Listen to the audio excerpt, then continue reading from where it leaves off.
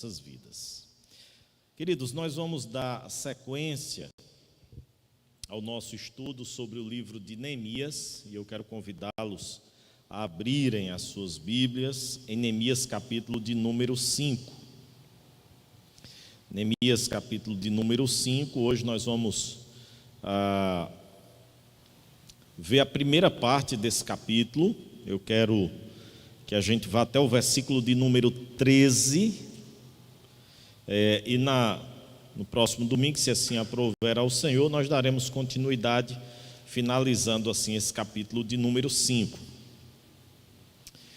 Nós vamos até o versículo de número 13 hoje. Nós vamos dar um enfoque maior, queridos, até o versículo de número 12, mas eu julgo importante na nossa leitura nesse momento a gente fazer referência ao versículo de número 13, por ele estar diretamente conectado a toda a parte do versículo 1 até o versículo de número 12, tá bom?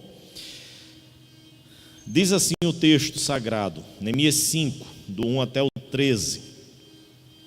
Foi grande, porém, o clamor do povo e de suas mulheres contra os judeus, seus irmãos, porque havia os que diziam: somos muitos, nós, nossos filhos e nossas filhas, que se nos dê trigo para que comamos e vivamos. Também houve os que diziam: as nossas terras, as nossas vinhas e as nossas casas hipotecamos para tomarmos trigo nesta fome. Houve também ainda os que diziam: tomamos dinheiro emprestado até para o tributo do rei sobre as nossas terras e as nossas vinhas. No entanto, nós somos da mesma carne como eles, e nossos filhos são tão bons como os deles. E eis que sujeitamos nossos filhos e nossas filhas para serem escravos. Algumas de nossas filhas já estão reduzidas à escravidão. Não está em nosso poder evitá-lo, pois os nossos campos e as nossas vinhas já são de outros. Versículo 6. Ouvindo eu, pois, o seu clamor e estas palavras, muito me aborreci. Depois de ter considerado comigo mesmo, repreendi os nobres e magistrados e lhes disse: sois usurários, cada um para com seu irmão. E convoquei contra eles um grande ajuntamento. Disse-lhes: nós resgatamos os judeus, nossos irmãos, os que foram vendidos às gentes, segundo nossas posses, e vós outra vez negociaríeis vossos irmãos para que sejam vendidos a nós? Então se calaram e não acharam o que responder. Disse mais: não é bom o que fazeis. Porventura não devíeis andar no temor do nosso Deus por causa do opróbrio dos gentios, os nossos irmãos, os nossos inimigos? Também eu, meus irmãos e meus moços, lhes demos dinheiro emprestado e trigo, demos de mão a esse empréstimo. Restituí-lhes hoje, vos peço, as suas terras, as suas vinhas, os seus olivais e as suas casas, como também o 100º do dinheiro, do trigo, do vinho e do azeite que exigistes deles. Então responderam: restituí-se-lhes-emos e nada lhe pediremos. Faremos assim como dizes. Então chamei os sacerdotes e os fiz jurar que fariam segundo prometeram. Versículo de número 13.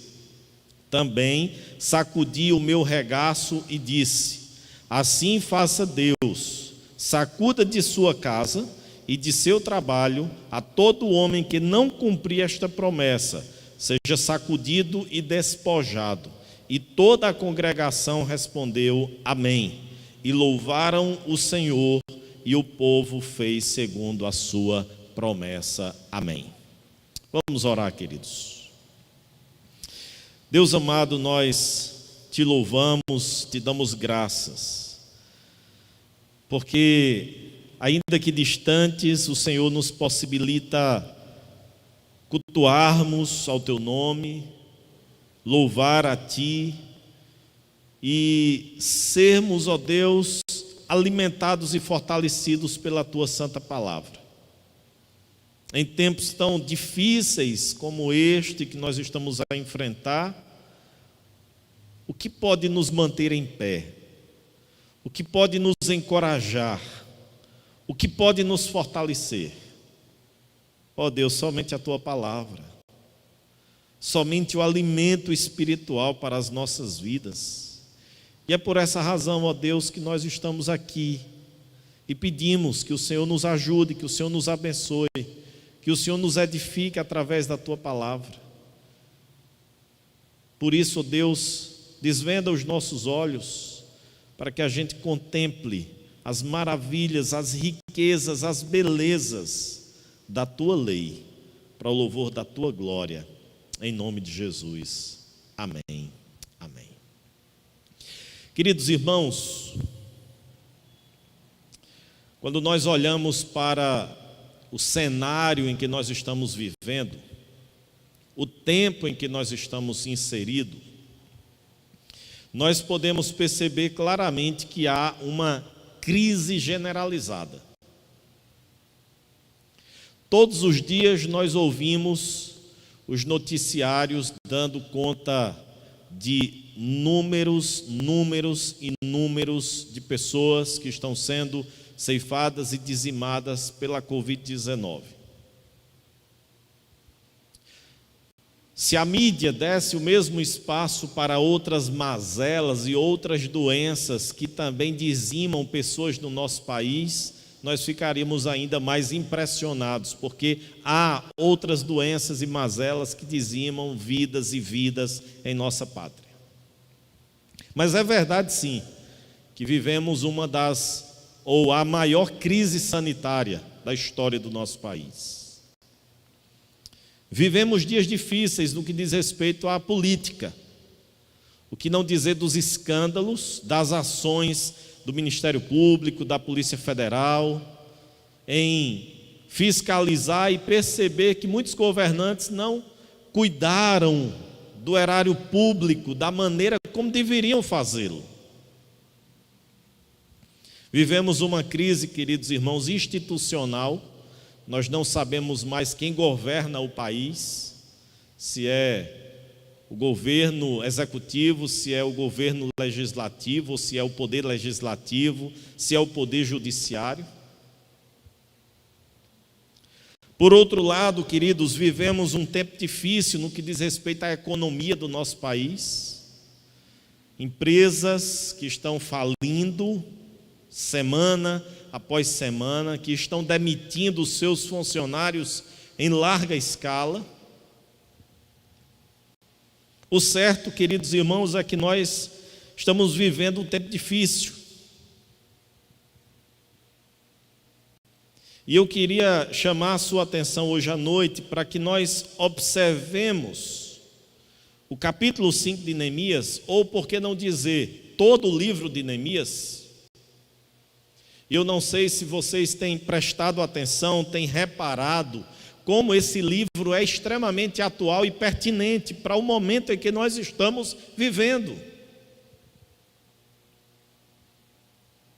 Porque até o capítulo de número 4 de Neemias, ou especialmente o capítulo 4 de Neemias, quando nós nos voltamos por duas ocasiões para esse capítulo, vimos forças externas, vimos pessoas fora, ou de fora de Israel, de Judá, do povo de Deus, se opondo, tramando, planejando a destruição, a continuidade da construção ou da reconstrução da cidade de Jerusalém. Vimos pessoas como Sambalate, como Tobias, como Gesem, se levantando de fato externamente, fora do povo de Deus, com o propósito de fazer oposição àquela obra que Neemias estava ali encabeçando. Mas esse capítulo 5, irmãos, ele é emblemático porque agora a dificuldade, o problema, a crise, ela ultrapassa a ideia de algo apenas externo para algo interno. E é justamente agora com essa ideia em mente que eu quero convidar os queridos irmãos para que a gente pense sobre o tema vivendo um tempo de injustiça social. Vivendo um tempo de injustiça social.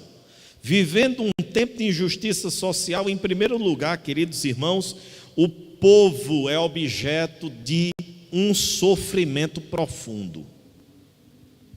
Eu quero que você olhe comigo para o texto, porque o versículo de número 5, aliás, o versículo de número 1 do capítulo 5, ele começa com uma descrição extremamente clara, objetiva da situação do povo.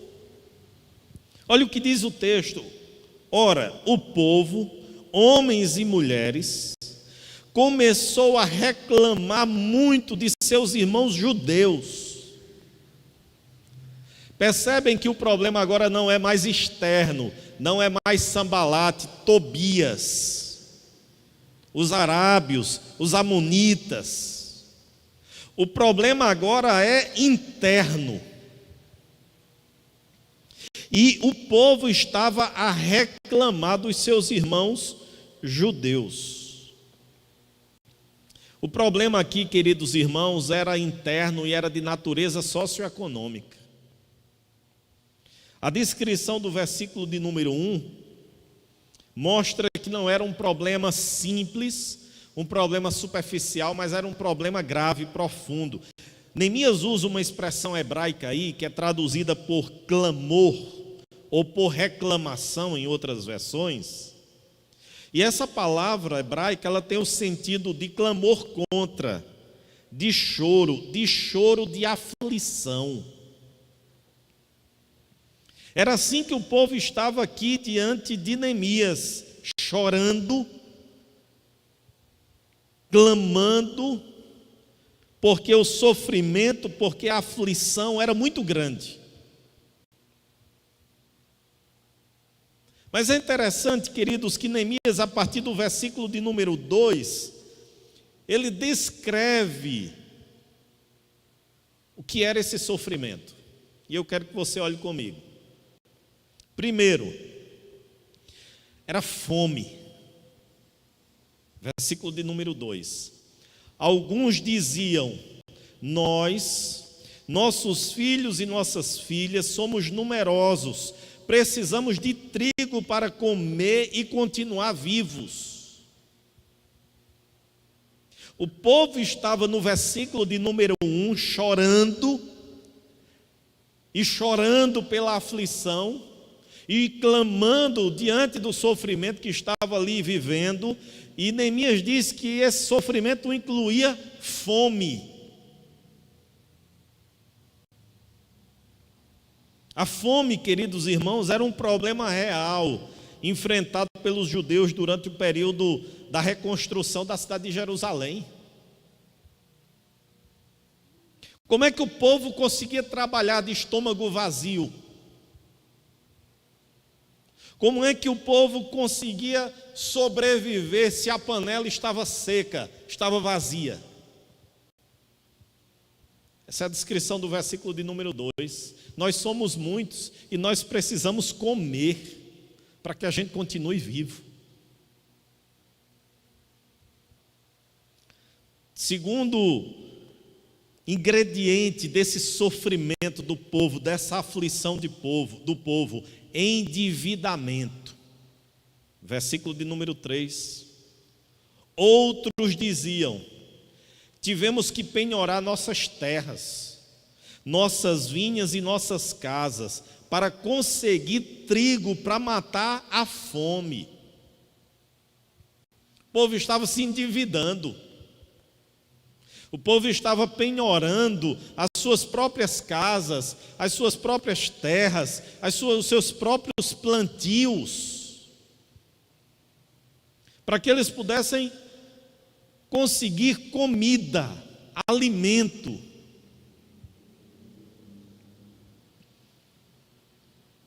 E aí o reverendo Hernandes Dias Lopes faz um comentário interessante sobre endividamento ou sobre dívidas. A dívida traz desespero mental, degradação social e ruína familiar. Os ricos aproveitaram o momento de crise, de fome, de aperto para fazerem bons e lucrativos negócios. Os agiotas se enriquecem aproveitando o desespero dos aflitos. É por essa razão que a usura é tão abominável nas Escrituras Sagradas. Porque os agiotas se aproveitam justamente de um momento de crise, de dificuldade que alguém está enfrentando para terminar de sugar os seus recursos e o seu patrimônio. Qual era o terceiro ingrediente desse sofrimento aqui do povo, queridos? Era a opressão. Olha o que diz o versículo 4. E havia ainda outros que diziam: tivemos que tomar dinheiro emprestado. Repare bem, queridos, na descrição do texto. Tivemos que tomar dinheiro emprestado para pagar o imposto cobrado sobre as nossas terras e sobre as nossas vinhas. Se não bastasse o povo não ter dinheiro para comer, ainda tinha que pegar dinheiro para pagar os impostos. Eles trabalhavam, mas não usufruíam do trabalho. O dinheiro deles, a recompensa deles era totalmente subtraída e retida. Os pobres eram explorados, oprimidos. Quarto ingrediente desse sofrimento que o povo estava vivendo: escravidão. Olha o versículo de número 5. Apesar de sermos do mesmo sangue dos nossos compatriotas e de nossos filhos serem tão bons quanto os deles, ainda assim temos que sujeitar os nossos filhos e as nossas filhas à escravidão. E de fato, algumas de nossas filhas já foram entregues como escravas, e não podemos fazer nada, pois as nossas terras e as nossas vinhas pertencem a outros. Como se não bastasse o endividamento, como se não bastasse perder o patrimônio, como se não bastasse perder e hipotecar suas terras. A situação era tão caótica, era tão deplorável, que até os filhos e filhas estavam tendo que ser entregues para a escravidão. Queridos, quando há injustiça social, o povo experimenta um sofrimento profundo, terrível. Segundo, quando vivemos um tempo de injustiça social, o líder piedoso é instrumento para solucionar o problema. Observe comigo agora a partir do versículo de número 6, porque nós lemos agora o que foi que aconteceu com Neemias. Quando ouvi a reclamação, qual a reclamação? A reclamação lá do versículo 1, detalhada nos versículos 2, 3, 4 e 5. Aquele clamor que o povo fez no versículo 1 e que agora é detalhada nos versículos seguintes. Olha, nós estamos com fome, nós estamos endividados, nós estamos sendo explorados, nós estamos sendo opressos. Nós estamos aqui entregando os nossos próprios filhos e filhas para serem escravos. O que é que disse Neemias? O que fez Neemias no versículo de número 6? Quando ouvi a reclamação e essas acusações, fiquei furioso. Ou na versão atualizada, conforme os irmãos têm em casa, diz assim: muito me aborreci. Há duas vezes aqui no livro de Neemias em que ele expressa esse aborrecimento, essa ira, essa fúria. Nós veremos isso lá no finalzinho do livro, no capítulo de número 13, outra ocasião em que Neemias tem esse mesmo sentimento. E a gente poderia pensar, Neemias se aborreceu, Neemias ficou furioso, Neemias ficou irado, e a ira não é pecado? Nesse caso aqui, queridos, de Neemias, e esse caso de Neemias, ele ilustra muito bem a verdade de que nem toda ira é pecaminosa. Há um tipo de ira que é abençoadora. Há um tipo de ira que faz parte de um coração cristão. Lembram da expressão do apóstolo Paulo em Efésios capítulo 4, versículo 26? Irai-vos e não pequeis, não se ponha o sol sobre a vossa ira. O Warren Wiersbe, ele comentando esse texto, essa passagem, ele diz o seguinte: não foi um acesso de raiva pecaminoso, mas uma expressão de indignação justa diante do modo que os negociantes oprimiam os irmãos e as irmãs. Neemias não era um político que perguntava o que é popular. Neemias era um verdadeiro líder que perguntava o que é certo. Tratava-se de uma ira santa contra o pecado, e ele sabia que tinha o apoio da lei de Deus, porque Deus havia dito em sua palavra que os irmãos judeus não deveriam emprestar dinheiro com usura, com juros sobre aqueles outros.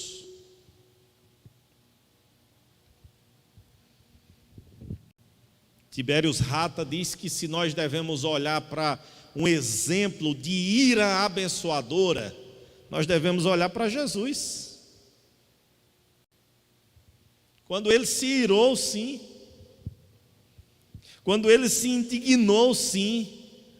Quando ele se aborreceu, sim. Perante os fariseus, que oprimiam o povo, que cobravam uma obediência da qual eles mesmos não faziam. E quando ele chega no templo, que era casa de oração, e tinham transformado num verdadeiro comércio.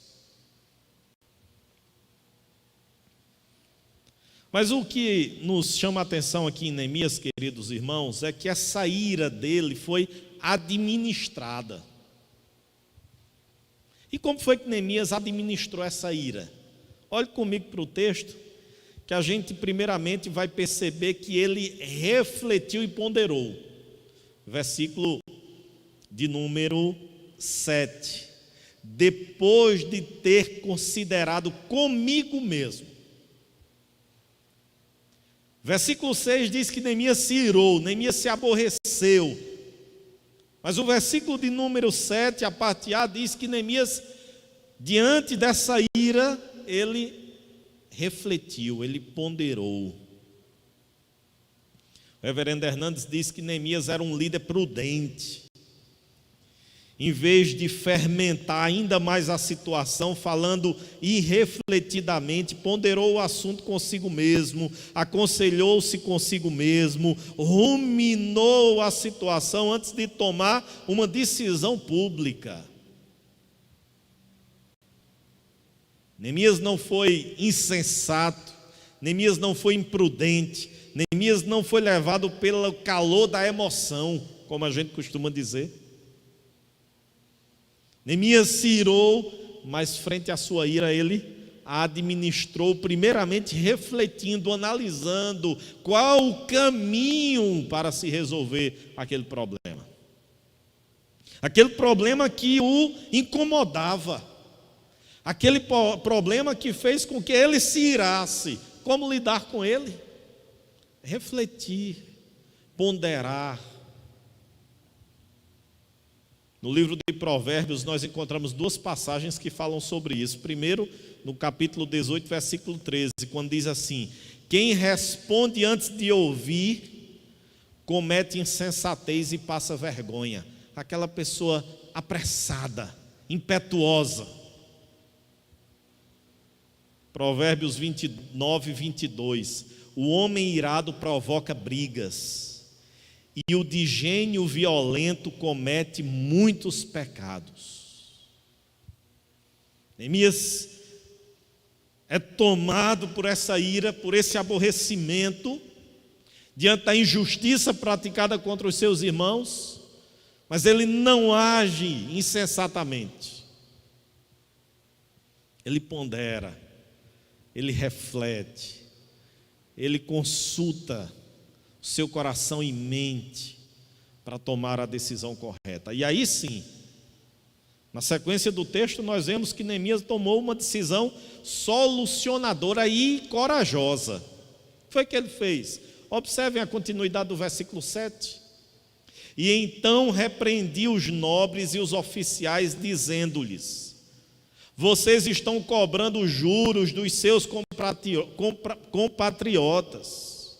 Por isso convoquei uma grande reunião contra eles e disse: na medida do possível, nós compramos de volta nossos irmãos judeus que haviam sido vendidos aos outros povos. Agora vocês estão até vendendo os seus irmãos? Assim eles terão que ser vendidos a nós de novo. Eles ficaram em silêncio, pois não tinham resposta. Aí Neemias faz o quê? Versículo 9: por isso prossegui, o que vocês estão fazendo não está certo. Neemias é corajoso, queridos, e aponta a solução. Qual é a solução? Não cobrem juros dos seus irmãos. Não envergonhem mais ainda a gente, vendendo os nossos irmãos aos gentios. E essa repreensão, queridos irmãos, Neemias faz trazendo à consciência daquele povo o temor a Deus. Olha o que diz o versículo de número 10, aliás, a parte ainda final do versículo 9. Vocês devem andar no temor do nosso Deus, para evitar a zombaria dos outros povos, os nossos inimigos.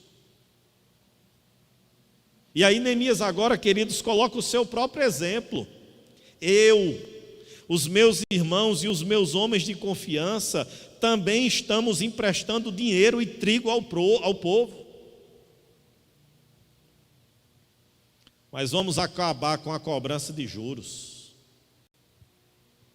E mais, versículo 11: devolvam imediatamente suas terras, suas vinhas, suas oliveiras, suas casas e também os juros que vocês cobraram. Queridos, Neemias teve coragem de repreender ricos, nobres, magistrados, poderosos.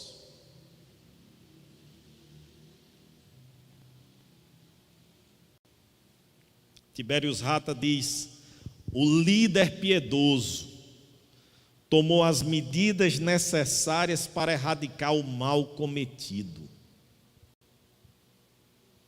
Quando há um tempo de injustiça social, um líder piedoso, ele é instrumento para trazer solução frente ao problema enfrentado.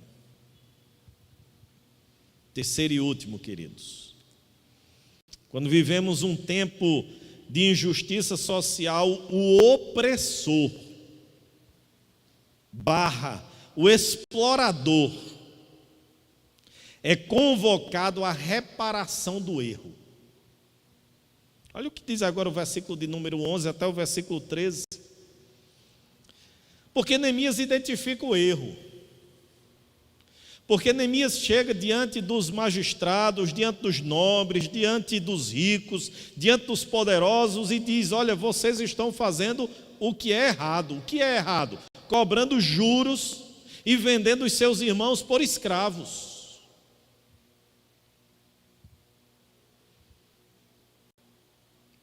Mas o errado precisa ser corrigido. O erro precisa ser reparado. E qual é a proposta que Neemias faz? Versículo de número 11. Devolvam-lhes imediatamente suas terras, suas vinhas, suas oliveiras e suas casas, e também os juros que cobraram deles, a 100ª parte do dinheiro, do trigo, do vinho e do azeite. A referência aqui que Neemias faz, queridos, a 100ª parte, é aos juros cobrados pelo dinheiro que tinha sido emprestado. E Neemias está dizendo: vocês não vão devolver apenas o dinheiro, vocês vão devolver, aliás, vocês vão devolver os juros que vocês estão cobrando. Vocês vão devolver as terras que vocês pegaram. O texto nos diz, queridos irmãos, que o povo não teve, ou aqueles que foram repreendidos por Neemias, não teve o que responder. Por que não teve o que responder? Porque imperou o silêncio, porque eles estavam errados. E a admissão do erro implica em reparação do erro. O versículo 12 nos diz que aqueles que foram repreendidos por Neemias fizeram o quê? Responderam: nós devolveremos tudo o que você citou e não exigiremos mais nada deles. Vamos fazer o que você está pedindo. Os credores aceitaram os termos de Neemias e concordaram, queridos, em corrigir o erro. Neemias ainda propõe que isso seja oficializado, selado através de um juramento. Versículo 12, a parte final, percebam aí. Então convoquei os sacerdotes e os fiz declarar sob juramento que cumpririam a promessa feita. Vocês estão aqui assumindo o compromisso de que vocês irão reparar o que vocês pegaram do povo. Vocês precisam jurar. E aí sim, quando eu disse que o versículo de número 13, ele está conectado, porque Neemias utiliza aqui uma espécie de um gesto simbólico para mostrar a seriedade do juramento do versículo 12 e ao mesmo tempo dizer: se porventura vocês não cumprirem, sacuda Deus. Versículo de número 13. Também sacudiu o meu regaço e disse: assim o faça Deus, sacuda de sua casa e de seu trabalho todo homem que não cumprir esta promessa, seja sacudido e despojado. Se vocês estão jurando agora aqui no versículo 12 que vocês irão reparar o erro que vocês cometeram, quem descumprir esse juramento, que Deus puna vocês. E aí o versículo 13 ainda diz, queridos irmãos, que o povo utilizou uma expressão de concordância. Amém. E finaliza dizendo que louvaram o Senhor e o povo fez segundo a sua promessa. Percebem, queridos irmãos, como é que o versículo 1 termina com um clamor de aflição e o versículo 13 termina com um louvor a Deus. O versículo 1 começa com a angústia, com o choro que o povo estava vivendo. O versículo 13 termina com o povo exaltando, louvando e agradecendo a Deus pela solução encontrada.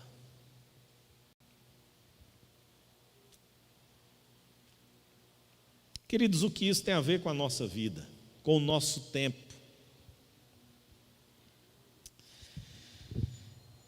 Eu acredito, irmãos, que nós não vivemos uma realidade no que diz respeito à nossa cidadania semelhante à de Neemias. Nós não estamos no Estado de Israel, Estado maiúsculo, o E maiúsculo. Nós não vivemos numa nação onde ela tem suas leis civis como reflexo da lei moral de Deus, como Israel era. É verdade isso.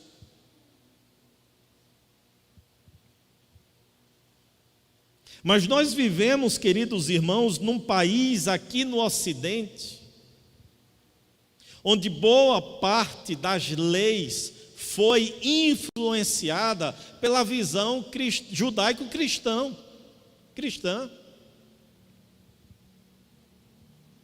Nós vivemos num país, queridos irmãos, onde as leis civis, elas foram inspiradas ou elas foram influenciadas por essa visão judaico-cristã. E leis boas foram feitas, leis justas foram feitas para beneficiar o povo, para garantir o direito ao povo e ao mesmo tempo para coibir, impedir os excessos, os abusos das nossas autoridades, dos nossos governantes. Mas o que é que nós vemos, queridos?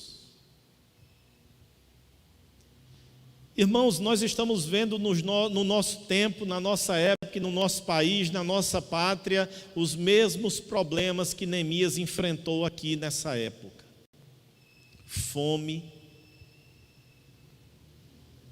opressão, endividamento, enriquecimento de uma minoria, empobrecimento da maioria. Nós vivemos um tempo muito semelhante ao que Neemias viveu, ou seja, um tempo onde a injustiça prevalece e impera.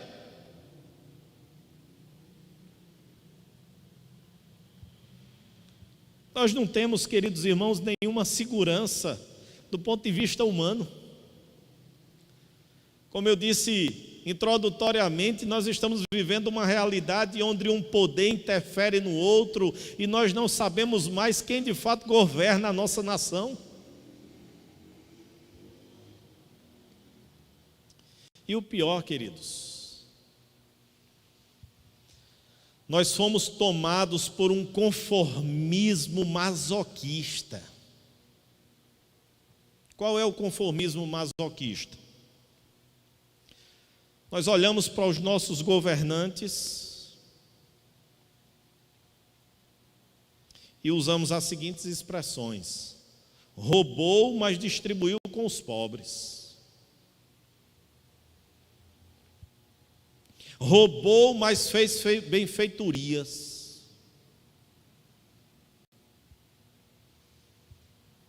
Queridos, percebem como nós estamos conformados com o mal? Percebem como nós estamos conformados com o sofrimento? Nós nos contentamos que determinados integrantes da classe política roubem, conquanto que eles façam alguma coisa por uma região, por um estado, por uma classe. Neemias, queridos irmãos, é um exemplo de um político honesto, de um líder civil que não abraçou a corrupção, que não abraçou ao enriquecimento próprio ou de alguns próximos a ele. Pelo contrário, Neemias foi alguém que combateu isso. Neemias é um exemplo que o bem público pode ser administrado sem corrupção, sem roubo, sem desonestidade, sem enriquecimento de alguns e empobrecimento de outros muitos.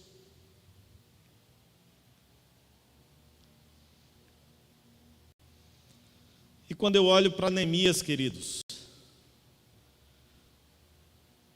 ele não se conformou com essa situação e requereu, exigiu que aqueles que tinham sido exploradores restituíssem os valores ao povo. Nós deveríamos ver em nosso país isso. Nós deveríamos orar pelo nosso país para que nós pudéssemos contemplar essa mesma realidade. Qual realidade? Quem subtraiu o erário público e após julgadas nas instâncias da nossa justiça, deveriam devolver tudo que roubaram, tudo que subtraíram do povo, que deveria ser aplicado em prol e benefício da coletividade. Nós deveríamos, irmãos, orar e almejar e lutar para que no nosso país acontecesse isso e não nos dessemos por conformados. Que pessoas subtraiam o erário público, que enriqueçam ilicitamente, que tirem da aplicação em necessidades como agora que nós estamos vendo na saúde.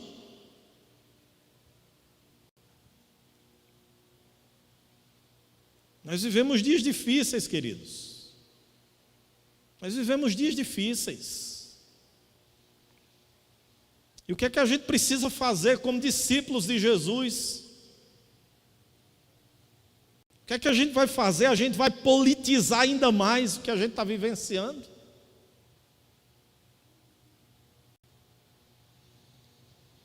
Eu acredito, irmãos,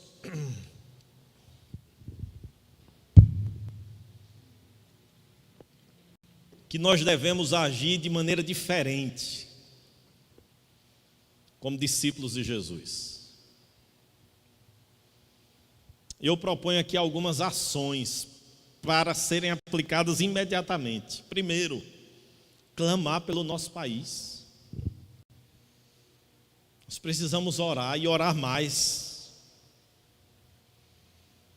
Clamar pelas pessoas enfermas. Orar por aqueles que estão padecendo, que estão à mercê de um atendimento, ou mesmo atendidos, mas que estão sendo acometidos não apenas pela Covid-19, mas por tantas outras enfermidades e mazelas que atacam a humanidade.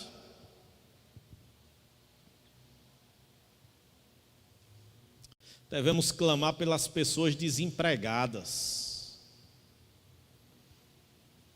pelas pessoas que receberam lá em março de 2020 o aviso prévio e que estão padecendo também, sem muitas vezes ter sequer o pão para colocar na mesa para a sua família. Nós devemos ser instrumentos, queridos irmãos, de consolo para aqueles que padecem, vítimas da Covid-19, ou vítimas da fome, da miséria, que se alastra, que avança, que cresce em nosso país. Nós devemos sentir uma ira santa.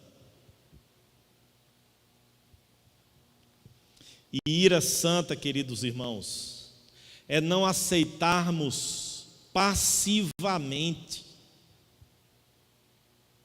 o que está sendo implementado em nosso país.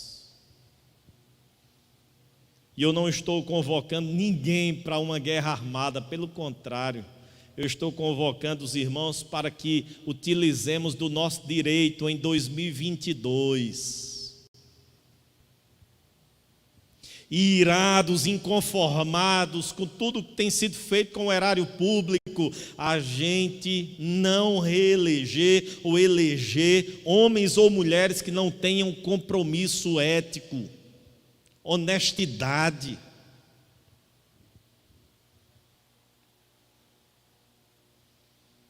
Nós devemos agir, queridos, generosamente, compartilhando um pouco do que Deus tem nos dado. É hora da gente ajudar aqueles que estão à mercê, que estão passando fome, que estão com dificuldades. É hora da igreja ser instrumento de Deus para ser de fato uma instituição generosa.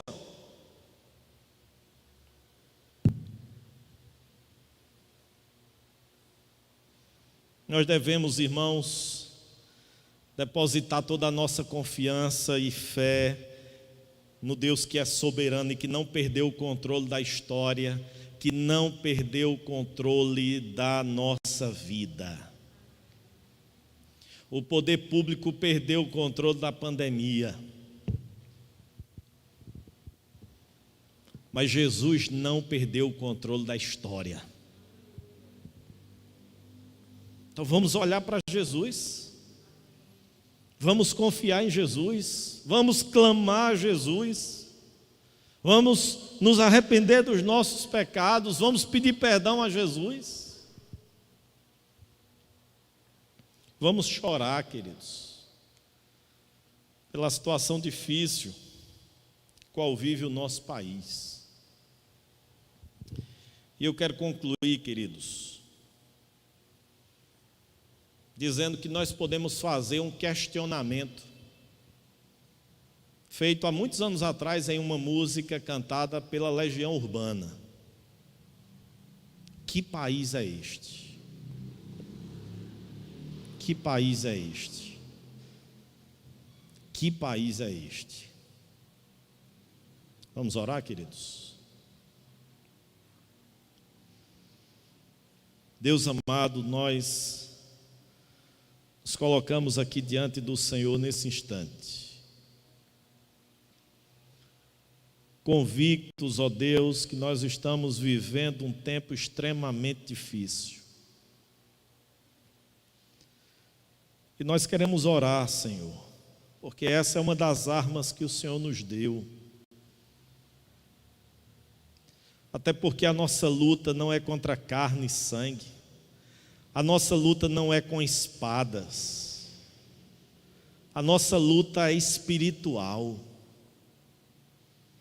E as nossas armas também são espirituais, é por isso que nós não levantamos a nossa mão para nenhuma revolução armada. Pelo contrário, nós dobramos os nossos joelhos para clamarmos ao Senhor dos exércitos, ao Deus soberano que governa todas as coisas, que governa todas as nações, que tem o domínio e o controle sobre absolutamente tudo. É a Ti, ó Deus, que nós invocamos nessa noite, que nós suplicamos, tem misericórdia da gente, tem compaixão do nosso povo, ó Deus, que perece, Senhor, que é exposto, Deus, às situações mais humilhantes possíveis, sejam numa fila de um hospital, seja em sua própria casa, sem ter mantimento para a sua família. Ó Deus, tem compaixão, Senhor. Nós suplicamos, ó Deus, que o Senhor venha sarar a nossa nação, venha sarar a nossa terra, que os brasileiros se prostrem, se curvem diante de Ti e clamem, Senhor, pelo Teu perdão. Deus, nós imploramos nessa noite, Pai, tem misericórdia das nossas vidas. Ajuda-nos como servos Teus a sermos diferentes, a não nos conformarmos com o mal feito, a não aceitarmos, ó Deus, as coisas mal feitas. Nos ajuda, Senhor, acima das nossas preferências e paixões políticos, partidárias, nos ajuda, Senhor, a amar mais a Ti. E tem misericórdia, Senhor. Nos faz mais generosos, mais dispostos a compartilhar, a doar, não apenas materialmente, mas espiritualmente. que nesse tempo em que as pessoas estão tão aflitas, em que as pessoas estão enlutadas, nos levanta, Senhor, como instrumentos de consolo, de conforto, de encorajamento.